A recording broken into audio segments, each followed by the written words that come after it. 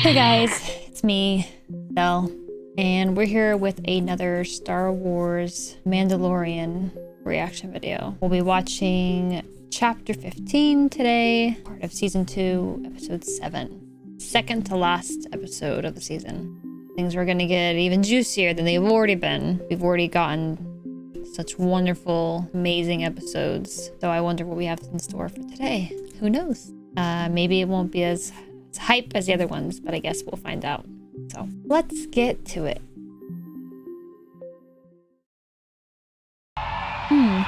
This scene looks Cal Kestis like. There he is. Uh-oh, watch out, you're gonna get the stick. Okay, all right. Wow. That's right, he doesn't know her. On Boba's ship. He cleaned it. Oh, you mean that guy? The guy that got you in there? It's gotta be better than working on that junk heap. The Believer. Interesting. This is the first time we're seeing the workings of the interior of the ship. Dude, Boba's armor all snazzied up. Looks great.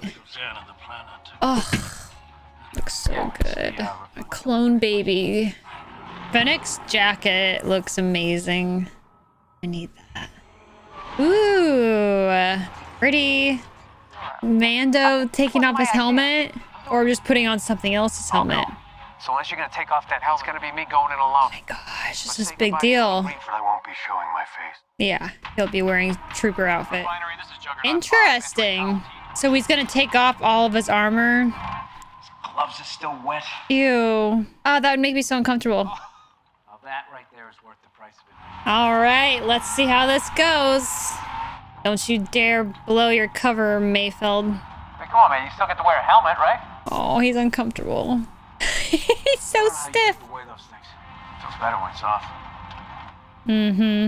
Remember what they said? The helmet thing was their religious zealot. Interesting. Empire, New Republic. Invaders on their land is all we are. Very interesting point.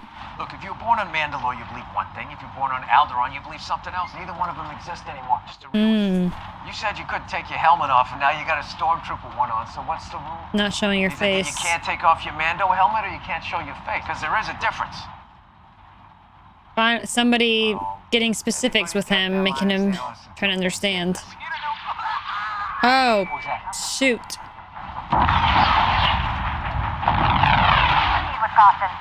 Proceed with caution? Is she serious? I agree.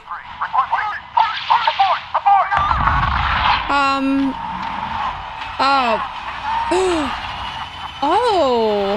I almost thought it was Trandoshians in their little thing. Whoa, what are they doing? You got lucky, dude. Oh, boy. You should have left me in prison! More? They're just angry at them being there. I wouldn't even call them pirates. They're not trying to steal anything. They're probably locals trying to make them get out. Oh.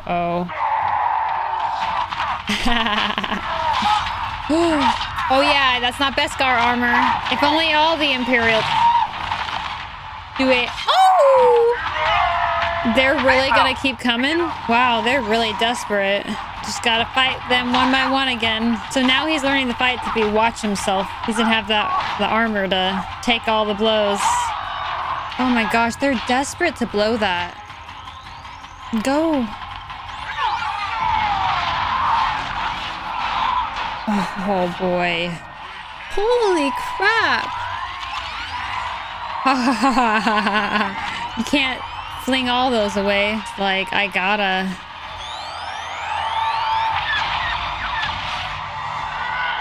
Oh.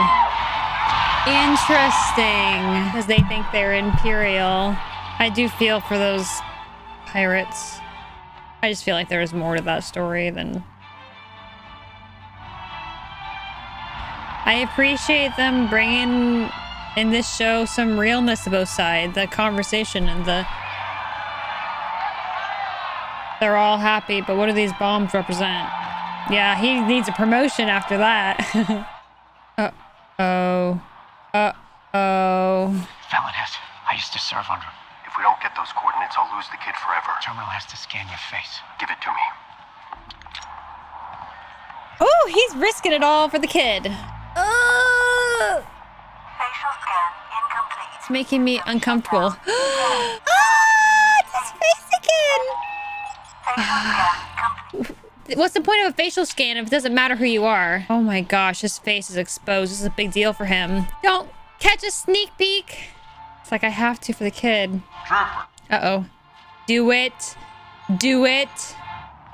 Pay attention when a superior addresses you. My designation is transport co-pilot. What's your TK number?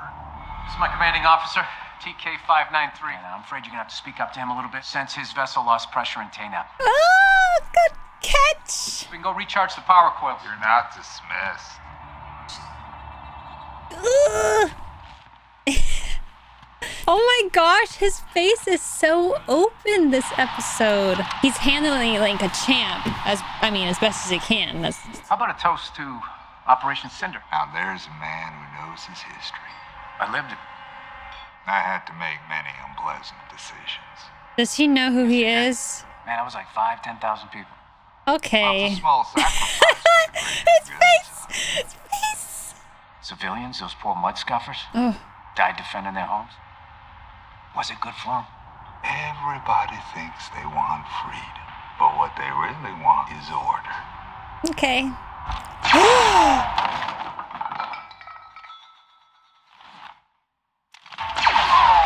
Did not see that coming. I never saw your face. On my way. Look at that. Take him out. Oh, you better duck. How do you get on? Oh, I guess it's right there. Oh! Oh, what's he aiming for? Rip all those troopers, though. Oh. Oh. Uh-oh. Oh, there we go. There we go. Oh, dude. Okay.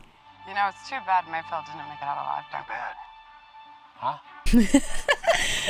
Great job, Mayfield. I can't unsee the face. Okay. Check in with Baby Yoda. Grogu. You may think you have some idea what you are in possession of, but you do not. Uh-oh. He means more to me than you will ever know. He just declared war. I actually really like this episode. A lot of things surprised me that I wasn't expecting, and I appreciated. A lot of good references to things that go on in the background that we're not all familiar with in Star Wars, right? Again, the emphasis there is war. In this, there's always civilians that aren't involved in this political fight for who's in control, order, freedom, protection, peace, whatever, what have you. There are civilians involved either way, and I think Mayfield had a good point, good discussion thing to remind folks that, hey, these people, they're like, whoever's in charge, they're gonna feel some sort of side effect. Now granted, there's different ways to achieve that, and people will agree with one side or the other. That's why people have their reasons for siding on one side or the other. Typically, people don't side with the Empire, most often because they see more of a issue of human rights, I guess, being or alien rights being not supported, and maybe more oppression because they have that order is their top priority. Whereas maybe there's, a little bit more freedom involved in the Republic, but again, there's not going to be a perfect system either way. So interesting point. I respect them. I appreciate them highlighting that. Also, a little glimpse into just showing that these troopers are just, in a sense, different people from walks of life coming to fight. Either, I'm sure there are plenty of them that believe in the power of the Empire, and some of them, it's a job, right?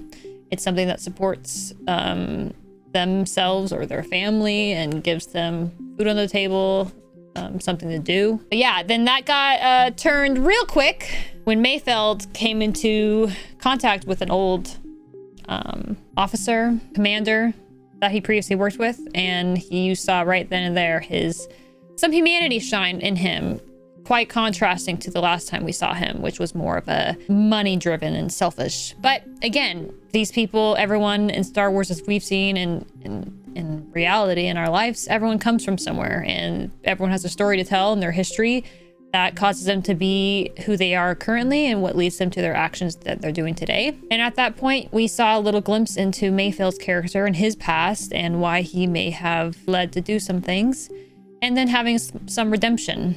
You know, if you think that he perhaps needed to have some redemption. I certainly enjoyed that. So yeah, I think it was really good. I wasn't really expecting, maybe I wasn't looking forward too much of having an episode like this, but I was pleasantly surprised, and I actually enjoyed it fully. I think it was good for what it needed to be. It's leading us up to what we are expecting, especially at the end, right then, showing us right back connection to Gideon, and that there's going to be this standoff. I don't know if it's going to be resolved or if it's even going to play out exactly on the last episode, and if it's going to lead into the next season. I feel like they have to have some sort of closure. I don't know. I would like to see Grogu obviously get back in the position of Mando and not still be in this, be captured, through a whole gap between seasons. But we'll see where that leads. I don't presume to see Ahsoka again, not this season. I'd like to see Bo-Katan, but I don't think it's gonna happen this season either. I think that's gonna be more of a tie-in for next season. We're already, and I didn't point this out before, but I also really liked that they didn't really, they acknowledged it, but how big of a deal it was for Mando to take his helmet off. Mayfield was already giving him a little bit of a thought bubbling in his mind, which I'm sure has been going on in the back of his mind after meeting with Bo-Katan and that brief discussion about how he comes from a religious zealot sect cult, essentially. They said that it's not a Mandalorian creed or belief to not show your face. It was specifically their clan. And maybe now that clan's all but dissolved, he's deciding to come up with his own path. Obviously, growing up with this belief system's not going to be an easy change, and that's not necessarily saying he's going to, and that it's wrong that he covers his face, but it just goes to show how much Grogu, the child, means to him, that he's willing to reveal himself, not just to one person, but to the enemy side, to these strangers. And he's uncomfortable. He's out of his element. He's bombarded with all these questions he doesn't have the answers to. He's dealing with two different emotional things at the same time. Luckily, kudos to Mayfield for stepping in, using all his Imperial talk, getting him out of a bind, and ultimately taking out his revenge, which I was very unexpected, not expecting that to happen, but was pleasantly surprised. Yeah, it was all around a good episode. A lot of food for thought, a lot of character development, again, both for Mando, the Jinn, I always say his name wrong, so I always forget, and even Mayfield. I don't know if we're gonna see him again. They kind of let him go off and wander in the wilderness on his own, but maybe that's just he can pop up again. We've already had a couple characters pop up again, like him, like Fennec, like Boba, Cara Dune, obviously. So yeah, I had a really good time. This was a good episode. Kudos to Rick Famuyiwa. Sorry if I butchered that, on directing. I thought it was a good pace, and I'm excited to see the finale of season 2. What will episode 8 bring us in this conclusion? So thanks so much, guys, for watching. Do your YouTube thing if you've enjoyed this video, my commentary, my thoughts. Go ahead and upvote the video. Comment with your thoughts below. What do you think is going to happen next episode? How do you think it's going to end? What do you think about this episode? Any Easter eggs that I may have missed? Fill me in. Otherwise, thanks so much again for watching, checking this out, and tune in next week when I will post my reaction to the final episode. I'll see you then.